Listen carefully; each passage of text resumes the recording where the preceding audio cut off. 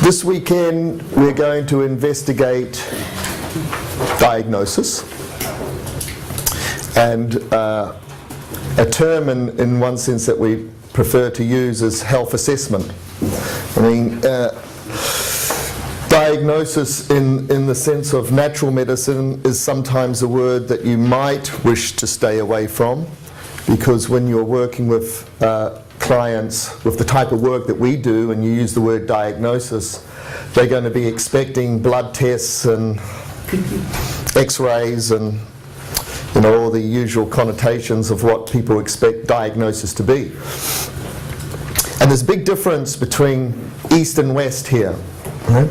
As you know, when you go to a doctor, their diagnosis is basically going to be based on blood tests and, you name it. There's about, the usual 6 to 7 things that they're going to do. Right? And as you know, if they all come back, okay, the doctor's going to say to you, well, there's nothing wrong with you. And of course, they went to the doctor in the first place because they're not feeling well. Well, that's, as you know, that happens quite a bit. Their cholesterol levels are okay, and their T4 is okay, their thyroid is okay, but they're simply not feeling very well at all. So, the cliche is the doctor's going to say, well, it's all in your head, isn't it? So that's the difference between what the medical profession does, and they're brilliant at that, and that's appropriate. Right?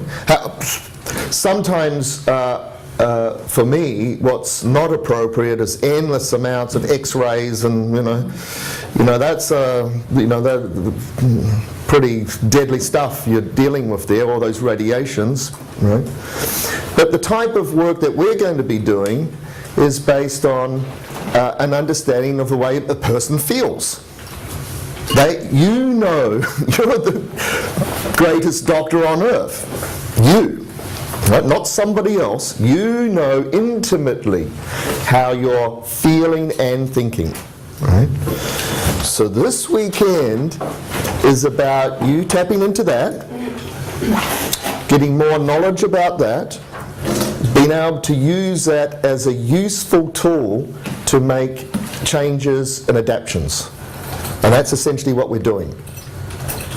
So we do need a system of health analysis, or health assessment if you like, to be able to integrate our knowledge of herbs and foods and lifestyle strategies, etc., to be able to adapt and make change. Right? So from the first weekend, our definition of health now is our ability to what? Transform, adapt, make change to the ever-changing circumstances that we're in. That's what we're basically calling, health and vitality. Right? So from a Taoist perspective, of course, one of the prime causes of disease is when we step out of the patterns of nature. Right? When we step out of those, I don't like to use the term laws of nature. I like to, because that has connotations like a moralistic connotations. I like to use the word the rhythms of nature. Right? So when you start to master yin and yang, you can start to tap into the rhythms of nature. You've already learned how to start to eat better with the seasons. You've already learned how your cooking styles and your food choices are going to change. Right? You've already learned, if you're feeling cold, why have more cold food? Right? So that's a big quantum leap for a lot of people, in the sense that suddenly now food has temperatures to it and energetic movements. Some foods go inside the body, some foods take heat out of the body. So you're going to be getting more knowledge about that, of course. But that's the level that you're up to already. You've already got enough, as far as I'm concerned, you've already got enough knowledge now to master this for the rest of your life and get your act together and cure any disease and get on with what you really want to do in life. Right? So this is the advanced course now. So Oriental diagnosis is a fascinating subject, and it's something that you're be wanting to probably keep learning for the rest of your life. However, I can get these principles down to you in a weekend, which is what we're doing.